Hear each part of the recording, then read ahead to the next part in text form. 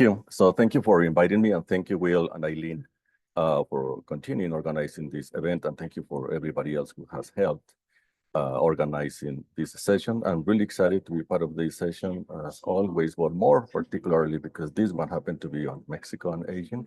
So thanks, Will and Eileen, for randomly selecting me to be the discussant on this one. It was really good and exciting for me to see these papers. So thank you, Erika and Anna, for very interesting papers.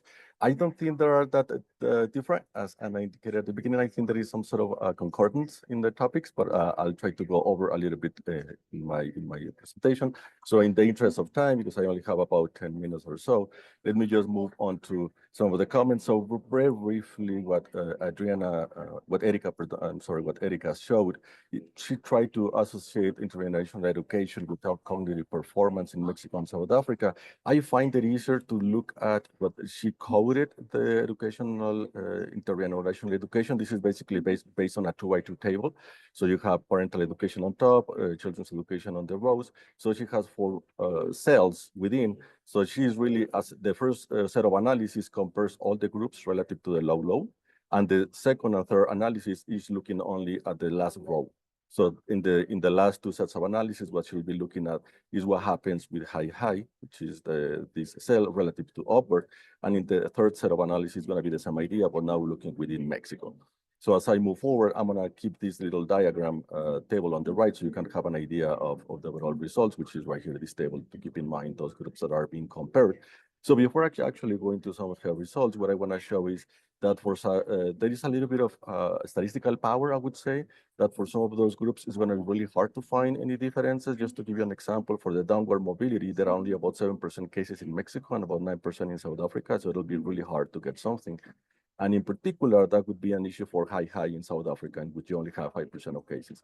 So it'll be stretching quite a lot the data to try to tease out some of those differences. So here is a general overview of what I thought were the main results. So in the first set of analysis, again, comparing all the groups together relative to low, pretty much all the magnitudes of the associations are in the same direction as one would expect, perhaps. The one that caught my attention is orientation, because orientation seems to be quite different across all the three sets of analysis, and I put it in here in bold, in blue. In orientation, for example, in the first set is larger in magnitude in Mexico relative to South Africa. And when one looks at the upward relative to the high, which is the second row, there are no results in South Africa. This is perhaps, I believe, due to the statistical power that I was referring to early on. All results are significant except in Mexico, except for orientation in South Africa. And for all outcomes, the results go perhaps in the expected direction. For the third set of results, all are significant except for orientation, that is not the case in rural areas in Mexico.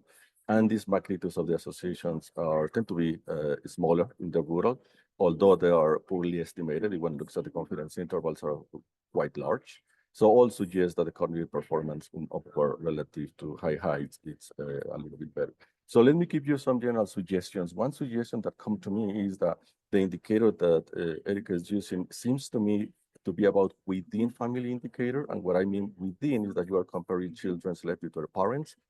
There is another possibility perhaps you might be able to do, which is the rank measure. This is typically used in econ when they look at income mobility. And the importance of trying to create a rank measure is that now you position parents educational within the parents' educational distribution, and then you take children's rank within the educational distribution of that group. And then you compare, in the ideal case, there is no mobility, would be everybody on the diagonal, and then if there are up the diagonal is upper mobility, down the diagonal, lower mobility. That would allow you perhaps to assess a little bit more differences that just comparing within family. And the reason, again, why that is important, I believe, is because of the context. So it is important to consider the context. And the second one is, you might want to try to separate the upward mobility group, because if one looks at the distributional education of the parents, within South Africa pretty much comes from father's education. The fraction of mothers having education is extremely tiny. 99% of the education coming from parents is from the father. And that is in contrast to Mexico, in which if one looks at these two numbers, this is about 1/3 comes from the mother, about 2/3 come from the father. So I will try to separate this group into which one is coming from father's education, in which case you can compare father's education within Mexico, Mexico and South Africa, and a separate group is mother's education. And that is also important in the context of Mexico, because it happens that female labor participation increased quite a lot in these particular cohorts, and education attainment increased quite a lot in these particular cohorts. So considering mother's education, I believe, would be quite relevant. So let me, excellent timing, about 5 minutes in the first paper. So let me move now on to Ana Cristina's paper on estimating mortality and life expectancy by level of education. She's trying to assess these educational gradients in mortality. Two main sources, the survey from MHAS and the vital stats and population counts. The two sets of analysis that she showed, one considers 2001 to 2003, and the second one considers the second period, 2012 to 15. Many basic results that seem to be a little bit of contradictory life expectancy values by level of education, particularly for vital stats. In MHAS, they tend to have higher overall life expectancy or lower mortality than vital stats. And the educational differences are in the expected direction, particularly in the second period.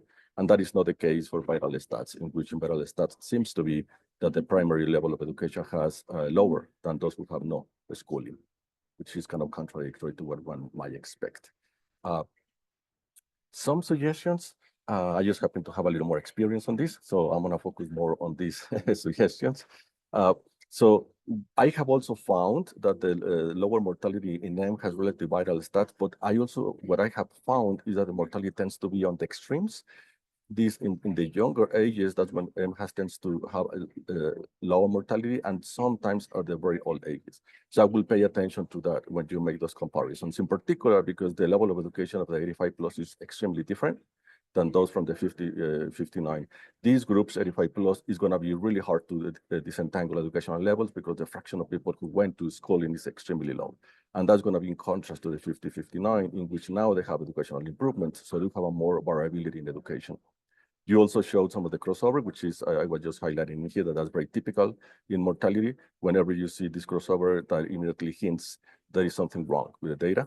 And that was way back even, I mean, you can go even prior to Ansley Code. We have seen this. And then in the second part, you said, well, I'm going to look into relative differentials in mortality instead of looking at the actual values and then try to estimate values from there in the viral stats. I would suggest not to move to this step yet, because I feel there are other things you can still do. I feel there is a lot of promise on this project. For example, in the US, what we sometimes do is we use a survey from which we get the fraction of deaths associated with a particular attribute that we're interested in. For example, a lot of the work that we do in educational difference in mortality in the US, we use the National Health and Interview Survey, from which it is sometimes linked to mortality. From there, we get the fraction of deaths. And that fraction is the one that is applied to the all-cause mortality to disentangle mortality rates based on the fraction from a survey. So you are not imposing the differentials. What you're imposing is that the distribution or the composition of mortality rates, the composition of death rates by the attribute could be applied to all-cause mortality.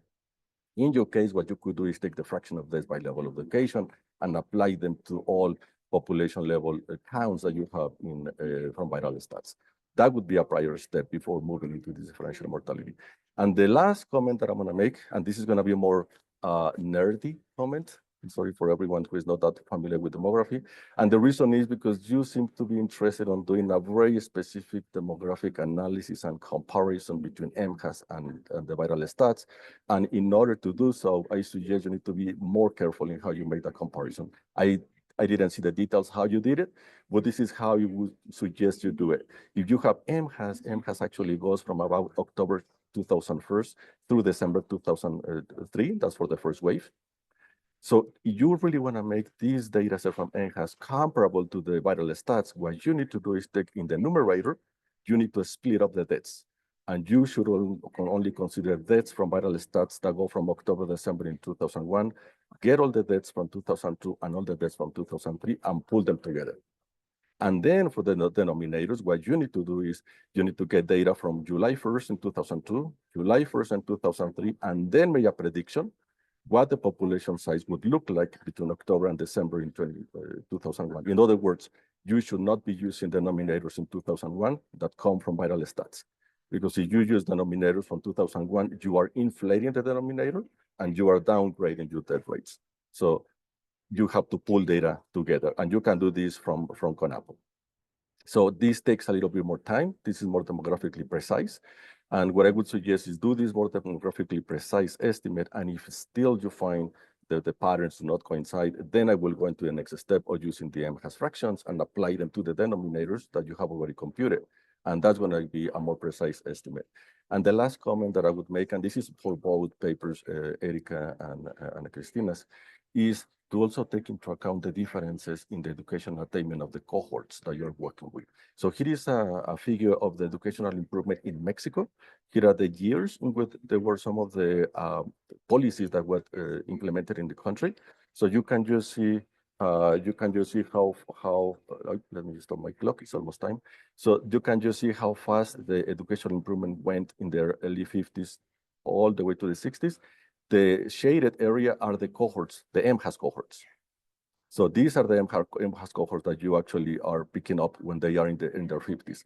So that's what I'm saying, the educational attainment is quite different in the M-has cohorts in the 50s. And if you shift this figure to the right, because it would be the cohort that you're picking up in 2012, or even in the 2020s, the educational improvement is even more drastic in here when you have almost everyone has educational attainment, at least primary schooling. So that's going to be quite a difference. And my suggestion would be not only look at these as cross ages, think about the cohorts that could potentially be there and the ones that you can tease out a little bit more those educational differences.